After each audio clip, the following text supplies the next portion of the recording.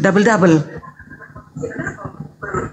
Siapakah penyesat itu? Nah, dari tadi saya selalu mengatakan, apalagi mau kami katakan orang Kristen, ya? Di sini sudah jelas dalil mengatakan bahwasanya yang ditemukan oleh Paulus itu adalah anak Maria yang sudah terangkat ke surga dan sudah kembali ke tahtanya.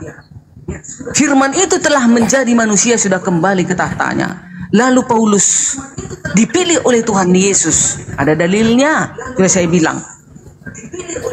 Di dalam Kisah Para Rasul 9 ayat 17, ya. Lalu pergilah Ananias ke situ dan masuk ke rumah itu, ia menompangkan tangan ke atas Saulus. Katanya, Saulus, saudaraku, Tuhan Yesus yang telah menampakkan diri kepadamu di jalan yang engkau lalui telah menyuruh aku kepadamu supaya engkau dapat melihat lagi dan penuh dengan Roh Kudus. Buta dia loh Bang Juma, buta. Gak makan gak minum dia 3 hari. Dah. Ayat 18, dan ketika itu juga setelah Ananias menompangkan tangannya kepada Paulus, dan seketika itu juga seolah selaput gugur dari matanya, sehingga ia dapat melihat lagi. Ia bangun, lalu dibaptis. Dibaptis loh Bang Juma. Lalu ayat 20, ayat 19, dan setelah ia makan, pulihlah kekuatannya. Saulus tinggal beberapa hari bersama-sama dengan murid-murid di Damsyik. Ada di TKP lagi. Nah, ayat 20. Ketika itu juga ia memberikan ketika itu juga ia memberitakan Yesus di rumah-rumah ibadah dan mengatakan bahwa Yesus adalah anak Allah dan mengatakan bahwa Yesus adalah anak Allah. Bayangkan itu. Setelah dia udah pulih dari kebutaannya itu, setelah disembuhkan oleh Ananias melalui doanya, melalui pilihan oleh Yesus, maka dia sembuh. Kan kita tahu bahwasanya orang-orang yang dipilih Tuhan, bahwasanya kita adalah manusia-manusia spesial yang tidak pernah melakukan dosa dan noda dalam hidup kita. Kita mampu loh menyembuhkan orang. Itulah Ananias. Dipilih Yesus pada saat itu untuk menyembuhkan kebutaan Paulus karena dia melihat Yesus dengan melalui cahaya. Ayat 21. Semua orang yang mendengar hal itu heran dan berkata, si Paulus ini kan bukannya dia ini yang mau menganiaya, mau membinasakan murid-murid Yesus, yang memanggil nama Yesus, pasti dibinasakannya. Kan gitu kata orang. Kok ke Paulus ini? Itu tadi pertanyaan Bang Zuma, izin saya potong ya itu darinya. Iya. Yang mengajarkan Yesus itu manusia, itu Yesus asli. Yang mengajarkan Yesus itu bukan manusia, itu harus diselidiki dulu itu. Iya, jangan kan sampai saya itu bilang juga Yesus KW gitu itu. Itu kan kalian, penilaian kalian. Kalau kami orang Kristen, Yesus itu tetap kami mengaku sebagai manusia datang ke bumi. Ada ayatnya, Yohanes 1 ayat 7. Siapa yang tidak percaya Yesus datang sebagai manusia, dia adalah penyesat. Dan juga di dalam Yohanes mengatakan, Yesus ini sebelum jadi manusia, dia adalah firman bersama-sama dengan Elohim. Yohanes 1 ayat 14. Pada mulanya adalah firman. Firman itu bersama-sama dengan Elohim. Firman itu adalah Elohim. Yohanes muridnya. Paulus juga rasulnya mengatakan bahwasanya Paulus adalah anak Allah. Paulus juga dikatakan manusia. Mana ada orang Kristen yang menolak Yesus datang sebagai manusia. Tetapi manusia yang bagaimana? Itu sebelum dia menjadi manusia, Yesus ini dia apa? Yesus ini sebelum menjadi manusia, dia adalah sang firman. Firman itu sendiri. Ya, itu dia. Kalau kalian menolak, kalian mengatakan bahwasanya yang mengatakan Yesus itu adalah Tuhan, itu adalah penyesat. Yesus sendiri hanya mengatakan dirinya utusan dan manusia. Kan seperti itu. Tapi yang bagaimana? Itu yang kalian tidak selidiki. Ya, manusia yang bagaimana? Kan begitu. Tetapi kalian kan sekuat tenaga kalian selalu menolak kedatangan Yesus itu sebagai apa? Sebagai Tuhan dan Juru Selamat. Sementara di rukun Islam juga mengatakan, ada 6 salah satunya, berimanlah kepada malaikat-malaikat. Berimanlah kepada kitab-kitab terdahulu. Sementara malaikat mengatakan Yesus adalah Tuhan. Darmi, nggak paham mereka berdarmi. Oke, silakan si Bayang dulu, Bayang. Oke, menguatkan aku. Paham mereka. Iya, masih ada, silakan. Gantian. Tolong tambahi karena tadi itu kan bicara. Oh ya udah, Aku menghargai. silakan itu. Silakan itu. Nanti aku lagi. Berdua kita menghajar Bang Juma. Lagi rame di sini. Fakta Beson. Oke. Oke, lanjut Bang Juma. Oke, baik. Ketika kemudian dikatakan Paulus bertemu dengan Yesus, lalu buta dan seterusnya.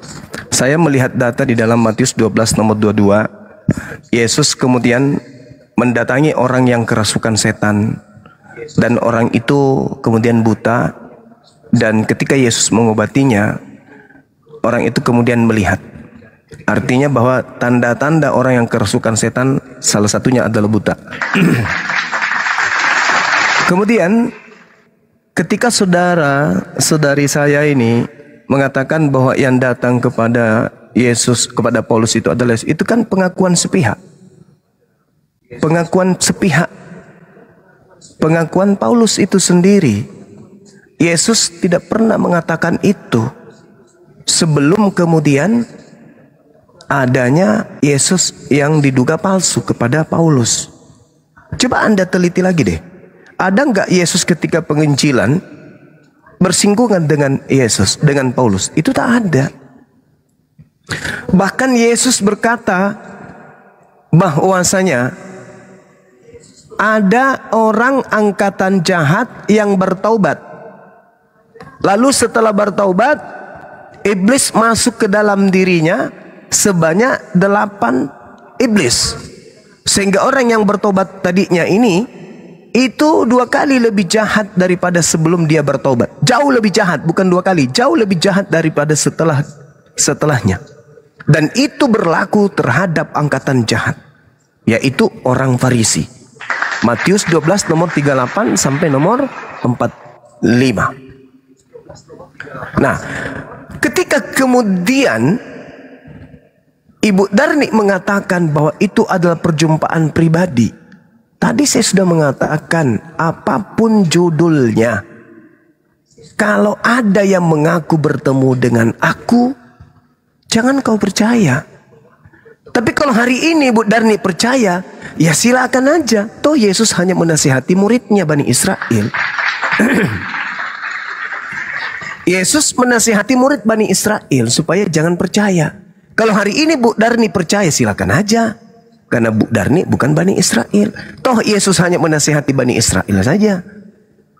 Cuman, apakah Ibu tidak khawatir? Kalau ternyata kita umat yang muncul di tahun 2025 ini, belajar Quran, belajar Bible, membaca betapa dahsyatnya nasihat Yesus kepada Bani Israel agar tidak percaya kepada Kristus palsu, dan Anda menemukan diri Anda hari ini ternyata sebagai pengikut Kristus. Apakah Anda khawatir? Kalau Islam bukan pengikut Kristus, bebas. Tapi saudara-saudara Kristen saya ini pengikut Kristus. Kristus yang mana yang Anda ikuti? Kristus yang datang kepada Paulus. Sedangkan Yesusnya berkata, hati-hati kepada murid-muridnya, hati-hati kepada orang yang mengaku Yesus, orang yang mengaku bertemu Yesus. Nah, Paulus mengaku bertemu dengan Yesus. Untuk membuktikan bahwa yang datang kepadanya itu Yesus asli, maka harus diikuti tanda-tanda. Apa tanda-tanda menurut Yesus? Saya ulang lagi, ini yang keempat kalinya. Matahari menjadi gelap. Apakah itu terjadi pada saat Paulus bertemu dengan sosok ngaku Yesus? Tidak. Bulan tidak bercahaya. Apakah itu terjadi pada saat sosok yang mengaku Yesus datang kepada Paulus? Tidak. Tidak, Paman. Bintang-bintang berjatuhan. Apakah itu terjadi? Tidak juga. Berarti ada kedahsyatan yang terjadi. Makanya tadi di awal saya mengatakan kepada teman-teman, sahabat-sahabat, Yesusnya berkata bahwa dunia ini sudah jatuh ke dalam penghakiman. Itu kata Yesus. Dunia jatuh ke penghakiman. Baca di dalam kitab saudara Yohanes 14 nomor 30. Tidak banyak lagi aku berkata-kata dengan kamu, sebab penguasa ini datang dan ia tidak berkuasa sedikit pun atas diriku. Berarti ketika kemudian iblis merasuki Yudas, iblis tidak berkuasa untuk bagaimana Yesus itu bisa disalibkan. Karena Yesus mengatakan, iblis tidak berkuasa sedikit pun atas diriku. Nah, coba lihat di dalam Lukas 24. Lukas 4 nomor 6. Di situ Yesusnya mengatakan bahwasanya iblis datang mencobai Yesus, dan kemudian iblis mengatakan, kepadaku telah diberi kuasa langit bumi, dan aku berhak memberikan kepada siapapun yang aku kehendaki. Nah, sekarang ada orang yang keluar dari kubur, yang juga datang ke Ananias dan juga ke Yudas, yang mengaku sebagai penguasa. Kepadaku telah diberi kuasa. Sedangkan yang diberi kuasa ini adalah iblis. Contoh, Anda lihat di dalam Ibrani 2:14. Iblis yang berkuasa atas maut. 1 Yohanes 5 nomor 19. Kita tahu bahwa kita berasal dari Allah dan seluruh dunia berada di bawah kuasa iblis. Seluruh dunia berada di bawah kuasa iblis. Yang datang kepada Kristen adalah sosok mengaku Yesus Kristus yang berkuasa atas dunia. Kepadaku telah diberi kuasa atas dunia, pergilah kepada seluruh makhluk, pergilah ke seluruh dunia, jadikanlah seluruh bangsa menjadi muridku. Siapa ini? Penguasa dunia. Siapa penguasa dunia? Iblis. Begitu juga yang datang di Pulau Patmos. Wahyu 1:18. Dan yang hidup aku telah mati, namun lihat aku hidup sampai selama-lamanya, dan aku juga memegang kunci maut dan kerajaan maut. Siapa yang memegang kerajaan maut? Iblis. Lalu siapa yang mengaku Alfa dan Omega? Aku hidup, aku telah mati, namun lihat aku hidup kembali sampai selama-lamanya, dan aku memegang segala kunci maut dan kerajaan maut. Bukankah Yesus kerajaannya di surga? Bukan kerajaan maut? Lalu siapa ini yang memegang kerajaan maut ini? Iblis. Berhasil tidak kemudian iblis mengajak manusia menyembah kepada dirinya? Berhasil. Melalui siapa? Melalui Paulus. Sehingga orang-orang Kristen keteteran. Siapa yang dilahirkan Maria? Manusia. Siapa Tuhanmu? Yesus. Apakah kau menyembah manusia? Tidak. Lalu kenapa kau menyembah Yesus? Karena Yesus itu adalah Tuhan yang datang dalam rupa manusia. Siapa yang dilahirkan oleh Maria? Manusia. Apakah dia Tuhan? Ya, dia Tuhan. Apakah kau menyembah manusia? Tidak. Siapa nama Tuhanmu? Yesus. Apakah dia manusia? Iya. Apakah Anda menyembah Tuhan? Iya. Apakah Anda menyembah manusia? Tidak. Kenapa bisa demikian? Karena iblis sedang memainkan peran. Itu fakta, itu real. Lalu apa endingnya? Matius 7:22-23. Kenapa kalian diusir? Karena kalian menggantikan ilahnya Bani Israel dengan ilah yang mengaku Yesus Kristus yang diduga penyesat itu. Sederhana untuk mengetahui itu. Yesus sendiri yang berkata, tidak banyak lagi aku berkata-kata dengan kamu, sebab penguasa dunia ini datang, dan dia si penguasa dunia ini tidak sedikit pun berkuasa atas diriku. Siapa penguasa dunia? Dialah yang keluar dari kubur yang kalian sembah itu. Kepada aku telah diberi kuasa di dunia, pergilah ke seluruh bangsa, jadikanlah seluruh bangsa menjadi muridku. Itu siapa? Ya. Udah, saya izin menanggapi. Iya, silakan. Iya bang, tadi saya sempat. Ini panitia mana? Kok nggak ada yang bikin kopi udah jam segini ya?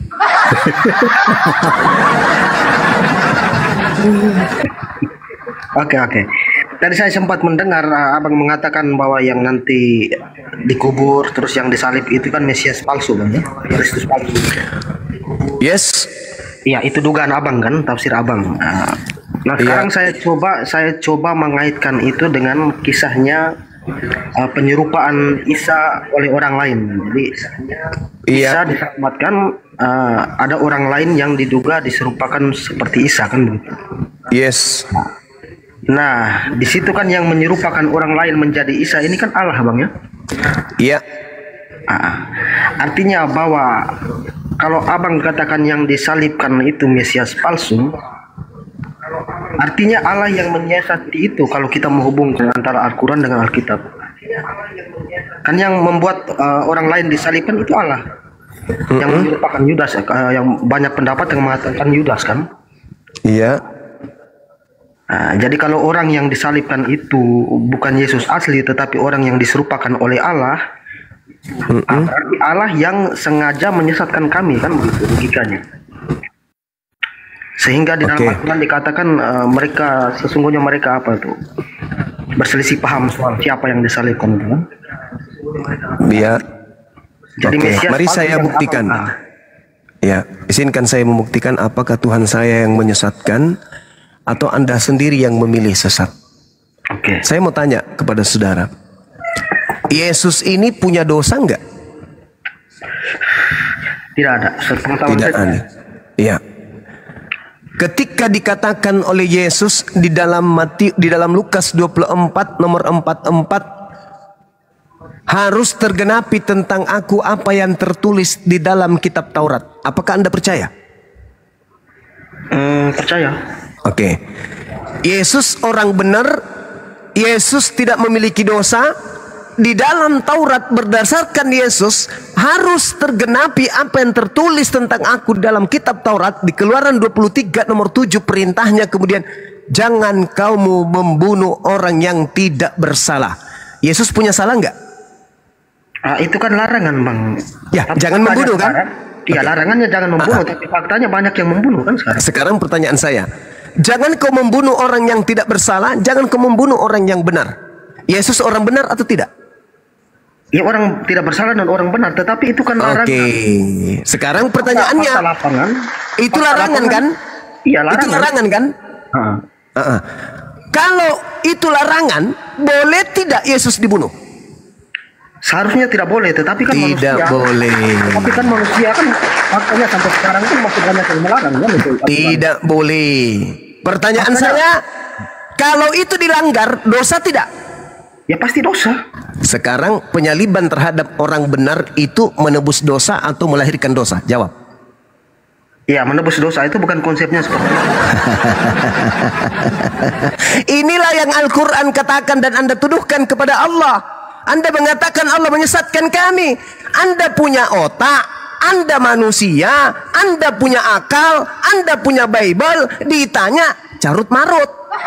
Bukan, saya mengatakan menyesatkan tadi itu kan berdasarkan narasi Abang. Kan Abang bilang yang disalibkan itu kan Mesias palsu. Yes. Yesus palsu. Sementara di Al-Quran mengatakan orang yang diserupakan itu adalah Allah yang menyerupakan orang lain menjadi Yesus. Nah, ya, sekarang secara logika kan ya Allah yang menyesatkan itu. Oke, sekarang begini, duluan mana Al-Quran dengan tragedi penyaliban? Tragedi? Ya. Duluan mana tragedi penyaliban dengan Al-Quran? Ya tragedi, Bang. Nah, tragedi duluan. Berarti Al-Quran hanya datang menjelaskan bahwa sebenarnya yang mereka sembah yang dikiranya Yesus itu bukan Yesus, tetapi orang yang diserupakan dengan Yesus. Kenapa demikian? Tanya orang Yahudi. Wahai orang Yahudi, apa alasannya engkau ingin membunuh orang benar? Apa kepentingannya sampai engkau ingin membunuh utusan Tuhan yang suci itu? Kepentingannya apa? Mereka takut bangsanya dirampas oleh orang Yahudi, oleh orang Romawi. Maukah Tuhan pencipta langit dan bumi membiarkan orang yang disucikan, orang yang dikasihi, orang yang menjadi wakilnya, utusannya di tengah-tengah Bani Israel dibunuh oleh pelaku-pelaku maksiat? Apakah Tuhan ridho? Apakah Tuhan mau? Tuhan tidak mau. Salahkah ketika Tuhan kemudian menggantikan hambanya yang suci ketika hendak dibunuh, lalu Tuhan menggantikan orang yang suci ini dengan pengkhianat? Salah enggak menurut saudara? Artinya Tuhan menumbalkan orang lain gitu Bang ya? Saya ulang pertanyaannya, salah tidak ketika Tuhan menggantikan orang benar ini dengan pengkhianat? Salah nggak? Salah sih seharusnya. Kok salah? Coba Anda baca Amsal 21 nomor 18. Amsal ini kan tulisan Salomo. Yesus berkata harus digenapi apa yang tertulis tentang aku di dalam kitab Salomo. Amsal 21 nomor 18 di situ berkata apa? Orang fasik dipakai sebagai tebusan bagi orang benar dan pengkhianat dipakai sebagai ganti orang yang jujur. Siapa yang berkhianat kepada Yesus? Ya, Yudas. banyak. Salah tidak ketika Tuhan menggantikan orang benar ini dengan pelaku maksiat? Salah enggak? Kalau pengkhianat Yesus itu banyak Bang. Salah satunya Yudas. Sekarang pertanyaan saya, salah tidak ketika Tuhan menggantikan Yesus yang orang benar dengan orang fasik? Salah enggak? Kalau menurut saya salah. Kenapa bisa? Ya kalau berpatokan pada pengkhianat, ya pengkhianatnya banyak. Kenapa harus Yudas kan? Karena dia yang makan suap. Ulangan 27 nomor 25, terkutuklah orang yang makan suap. Yang disalib ini terkutuk enggak? Tidak terkutuk. Itu ada dua Bang, terkutuk Bang, kiri dan kanan Bang. Apakah Yesus terkutuk? Tanya Bang. Yesus tidak terkutuk. Oleh karena itulah yang digantung di tiang salib itu bukan Yesus. Justru di situ Yesus Bang, kalau bukan Yesus kenapa dia dibuat turun sampai sebagai manusia Bang? Dan kita juga izin ya. Dan kita membahas juga di Lukas 4 ayat 55. Itu menjelaskan ke siapa nabi-nabi palsu itu ya. Nabi palsu itu Dengar datang dulu, kepada Bang. murid Yesus. Dengar. Abad Kemudian pertama. ia membawa Yesus ke suatu tempat yang tinggi dan dalam sekejap mata. Nah, ia memperlihatkan kepadanya semua kerajaan dunia. Iya. Dia membawanya ke tempat tinggi yang gelap, berarti goa. Kita sebut goa, ya. Tidak Kata ada iblis tempat tinggi kepadanya. gelap. Enggak. Dengar dulu, Bang. Jangan Kau bisa kamu narasi. tambahi dalilnya, saudara. Dengar dulu kamu narasi. Jangan. Jangan kau Saya tambah bahas dalilnya. juga, Bang, ya. Jangan Saya kau tambah baca. dalilnya. Kemudian Tidak ia ada membawa kata Yesus gelap ke di suatu situ. tempat yang tinggi. Nah, berarti goa nih. Kok goa Dan tinggi? Gunung ada goa. Dan dalam sekejap mata, ia memperlihatkan Ya, kepadanya. nggak apa-apa. Nah, ini Silakan. iblis. Semua kerajaan dunia. Kata iblis kepadanya.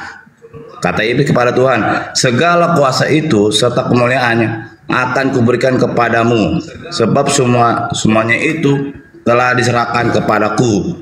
Dan aku memberikannya kepada siapa saja yang kukendaki. Nah, kenapa dalam surat Lukas 4 ayat 5 sampai 6 tiba-tiba keluar dari gua itu Muhammad.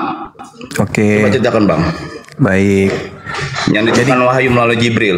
Oke, baik. Jadi gini, saudara. Kapan Tadi- masuk itu Nabi Muhammad dia sebagai nabi?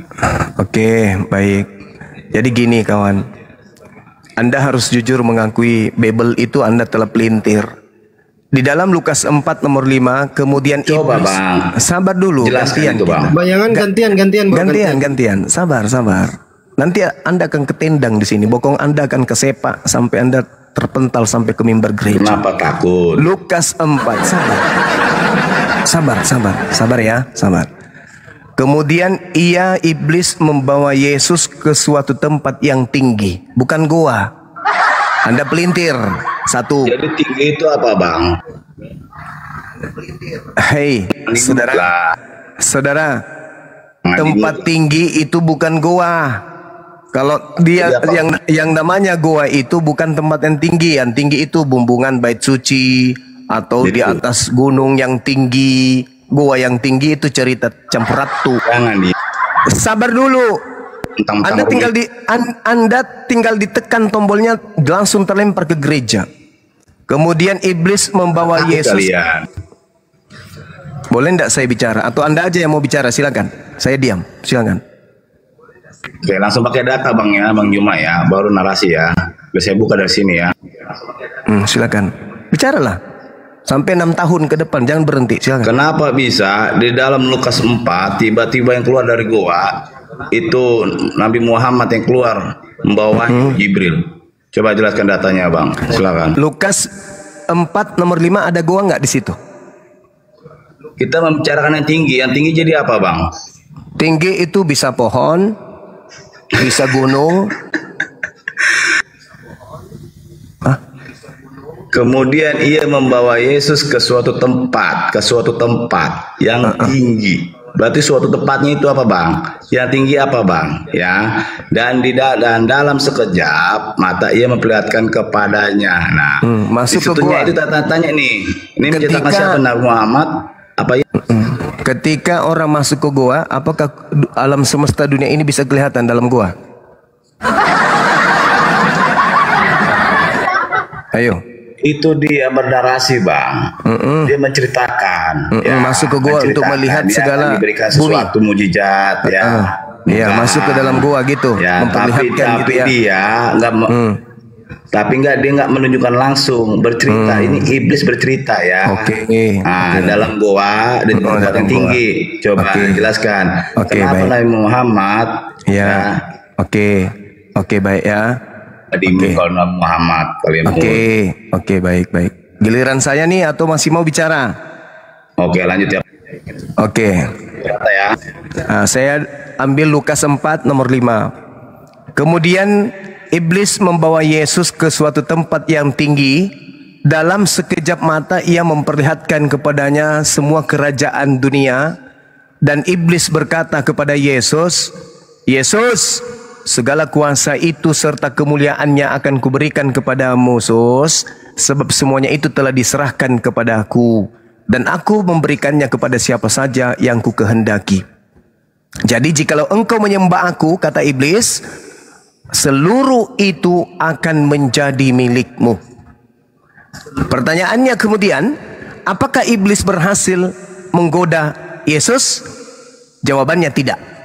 Berarti Yesus di sini tidak diberi kuasa dunia beserta segala kemuliaan yang ada di dalamnya. Saya ulang lagi, apakah iblis berhasil? Tidak berhasil, sehingga Yesus tidak ada kuasa akan dunia ini. Catat itu baik-baik. Yesus tidak berkuasa akan dunia ini, karena iblis tidak berkuasa kemudian mencobai Yesus. Iblis tidak berhasil membuat Yesus tunduk menyembah dirinya. Andai saja Yesus menyembah iblis, maka Yesus diberi kuasa dunia. Tapi ternyata tidak. Paham itu ya? Yesus yang asli tidak diberi kuasa. Bang, izin Bang, pertanyaan saya belum jawab. Sabar. Lalu lihat di data nomor 13-nya. Setelah iblis gagal memberikan kuasa kepada Yesus, iblisnya mundur dari Yesus dan iblisnya kemudian menunggu waktu yang tepat.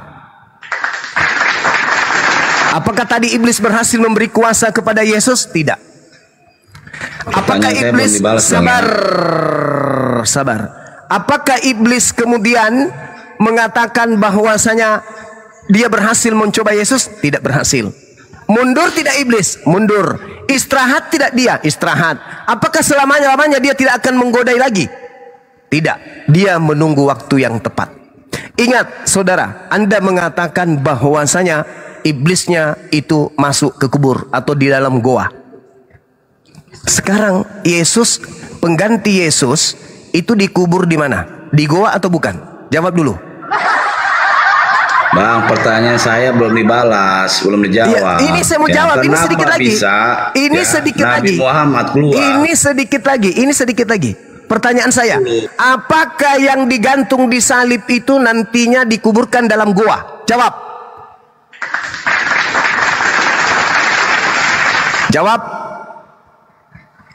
Boy. Pak, kau masuk ke room oten aja, biar nggak dimut kau. Apakah Anda mengakui bahwa orang yang digantung setelah diturunkan dari tiang itu dikubur dalam goa? Jawab. Tiang itu dikubur dalam goa. Jawab. Anda mengatakan iblis ke dalam gua kan? Pertanyaan saya, apakah mayat orang yang diturunkan dari salib itu dikuburkan dalam gua? Jawab. Hoi. Pelan, saya ketawa sama kamu ya. Iya. Jawab. Kamu modal apakah congor. orang yang diturunkan dari salib itu dikuburkan di dalam gua? Giliran Jawab. saya modal congor, kamu mute ya. Inilah kayak ginilah kadun-kadun Islam ini. Nggak paham. Nangis dia teman-teman. Nangis dia. Dia ketelan sendiri dengan muntahnya. Yesus itu dikuburkan di dalam gua milik Yusuf Arimatea. Ketika iblis ingin memberikan kuasa kepada Yesus, apakah Yesus terima? Tidak. Lalu siapa yang keluar dari goa kubur mengaku kepadanya telah diberi kuasa? Nyu. Yesus yang asli menolak diberi kuasa. Tetapi ada yang keluar dari kubur menerima kuasa itu. Itu bukti bahwa yang turun dari tiang bukan Yesus. Yang menerima kuasa adalah dia yang berhasil dirasuki oleh iblis. Ingat Yohanes 6 nomor 70. Apa kata Yesus? Bukankah aku yang memilih engkau yang 12, namun satu di antaramu adalah iblis. Kalau ternyata yang disalib ini adalah pengganti Yesus, berarti yang disalib ini adalah iblis. Kalau yang mencobai iblis ini kepadanya telah diberi kuasa dunia, maka yang keluar yang adalah iblis dari kubur itu adalah penguasa dunia. Ada yang salah dari penjelasan saya? Yesus tidak menerima kuasa dunia. Lalu siapa yang menerima kuasa dunia? Hamba iblis. Aku akan memberikan semua itu kepada siapa yang aku kehendaki, dan aku memberikannya kepada siapa saja yang aku kehendaki. Jadi jikalau engkau menyembah aku, seluruhnya itu akan menjadi milikmu. Siapa penguasa dunia? Iblis. Siapa yang keluar dari kubur mengaku kepada aku telah diberi kuasa dunia? Iblis dong. Iya, itu baik, bukan Yesus. Baik. Oke, silakan.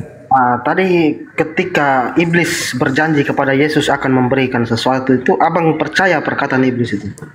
Iya, saya percaya.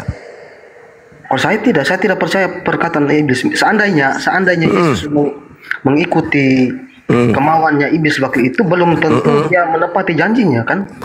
Masih ada peluang dia mengingkari karena memang iblis. Ya. Kalau saya tidak percaya. Begitu juga sebaliknya. Ketika kemudian ada yang berhasil ditundukkan, iblis juga berkuasa memberi kuasa, betul? Siapa yang berhasil? Ya, siapa yang tunduk kepada iblis? Kan Yesus mengatakan waspada kepada penyesat. Yohanes 12 nomor 31, coba Anda plototin.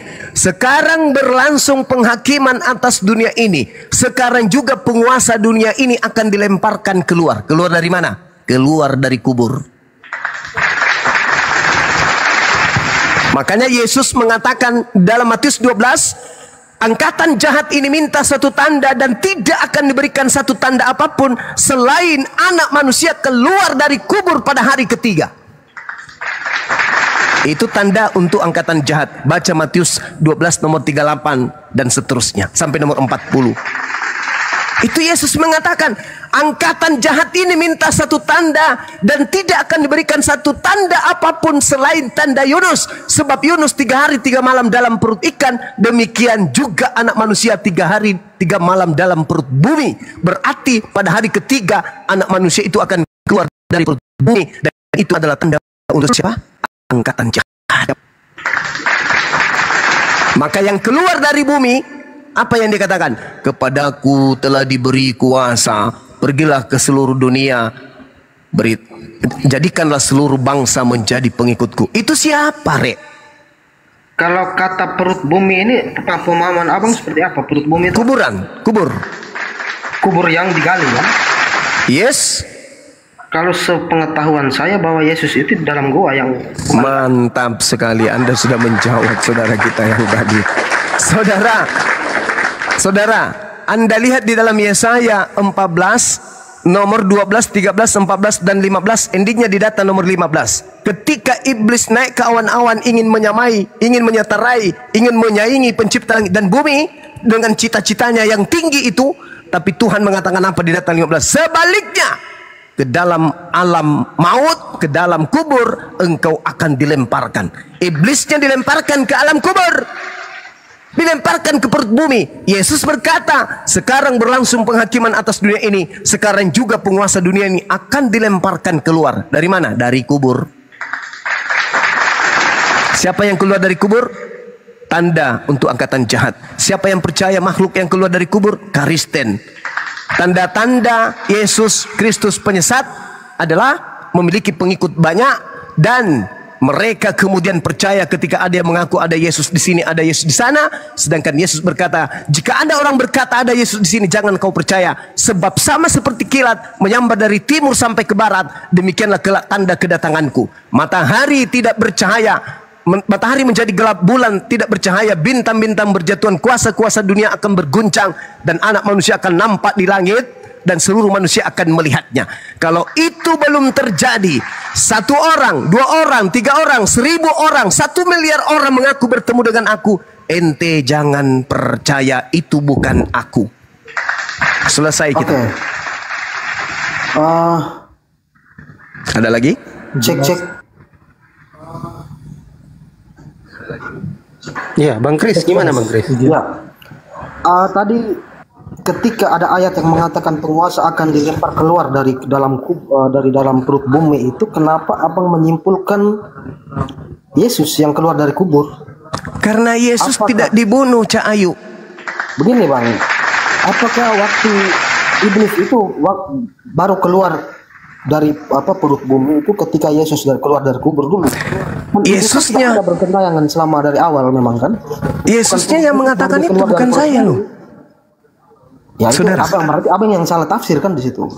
Oh tidak, kata Yesus, tidak banyak lagi aku berkata-kata dengan kamu. Berarti yang datang kepada Paulus mengajarkan 13 buku, yang datang di Pulau Patmos, yang datang kepada Ananias bukan Yesus lagi.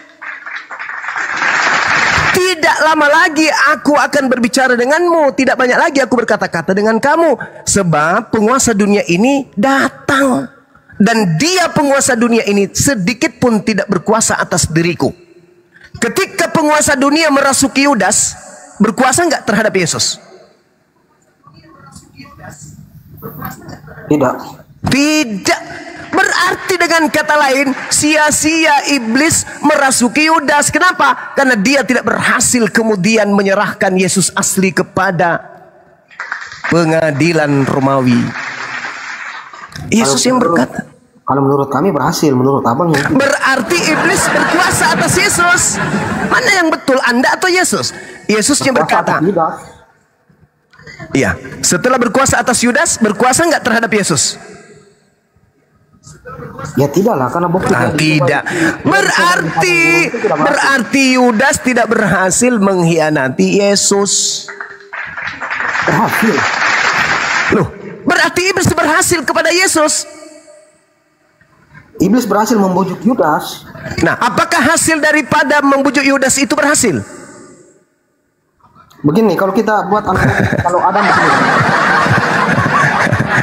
sedikit pun tidak berkuasa atas diriku, sedikit pun, kata Yesus. Begini, ketika Adam dirayu oleh iblis, Adam dan Hawa dirayu oleh iblis, kan di situ iblis berhasil merayu, berkuasa atas Adam dan Hawa, kan? Tidak berarti iblis berhasil melawan Allah, kan? Tidak juga seperti itu. Nah, sekarang begini, iblis datang kepada Adam, berhasil nggak iblis?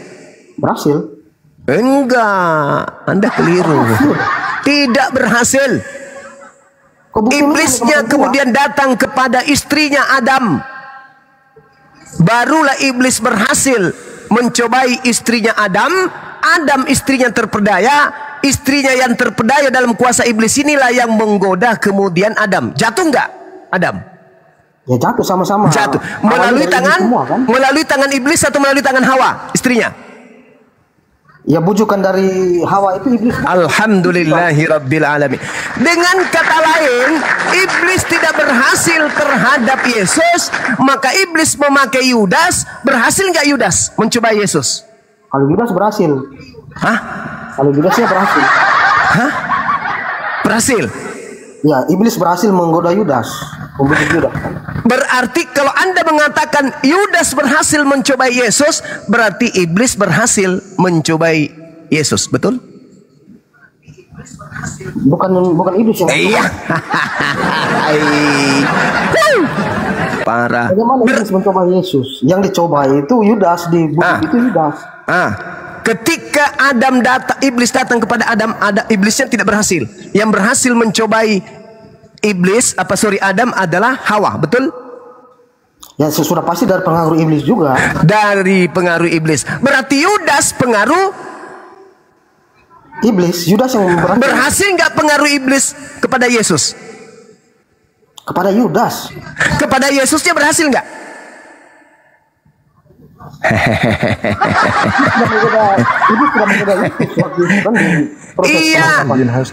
Iya, saya paham. Berhasil tidak Yudas berkhianat kepada Yesus?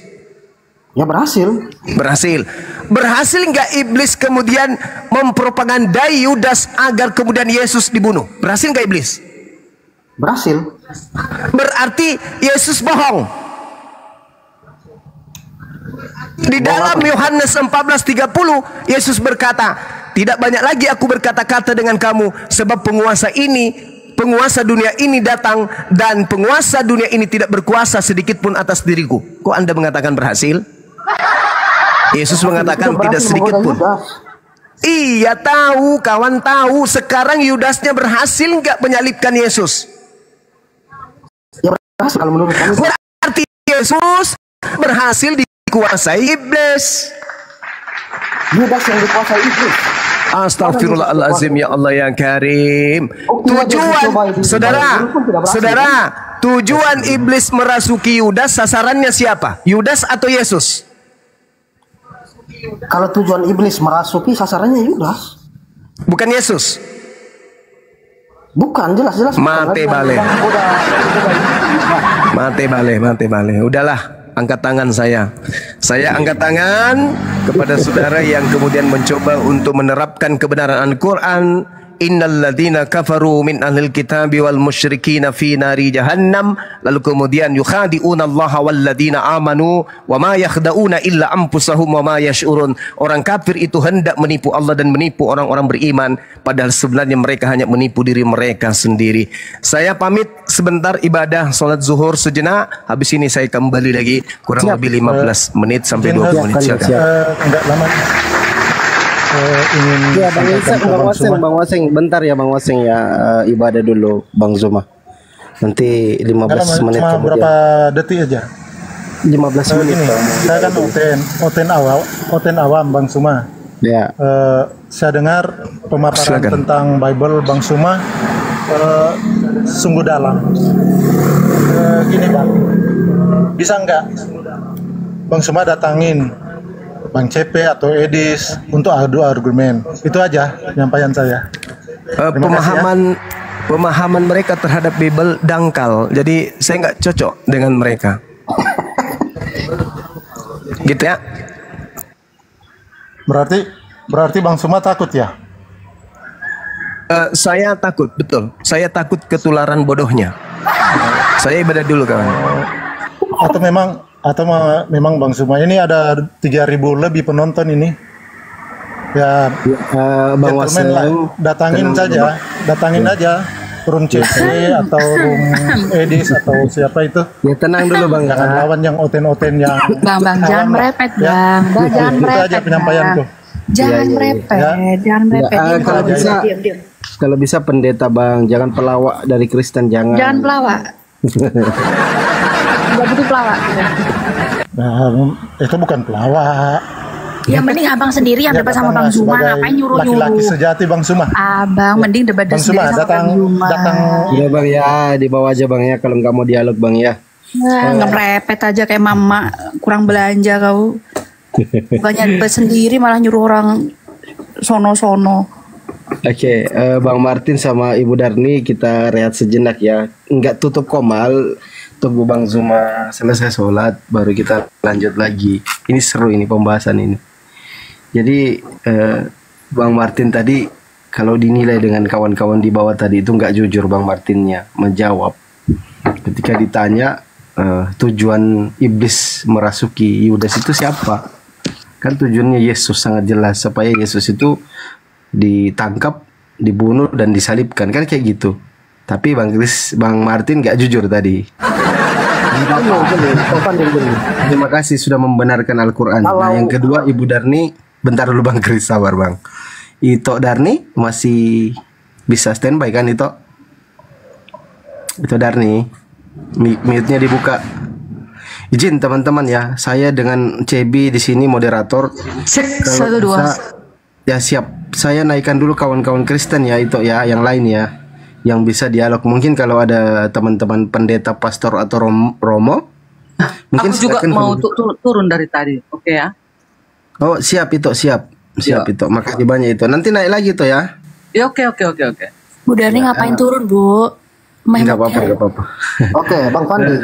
Bentar dulu Bang Martin. Ada teman di bawah ini Esti kalau di bawah naik deh. Esti kalau di bawah naik. Silakan teman-teman Kristen ya dulu yang naik ya. Esti kalau di bawah silakan naik. Tadi chat di WA beliau. Oke, Sela Kristen atau Muslim? Panggilan kedua untuk Sela, Kristen atau Muslim? Oke, enggak menjawab ya. Silakan teman-teman Kristen kalau bisa typing dulu Bang, aku Kristen, tolong dinaikkan gitu. Silakan. Ada moderator 2.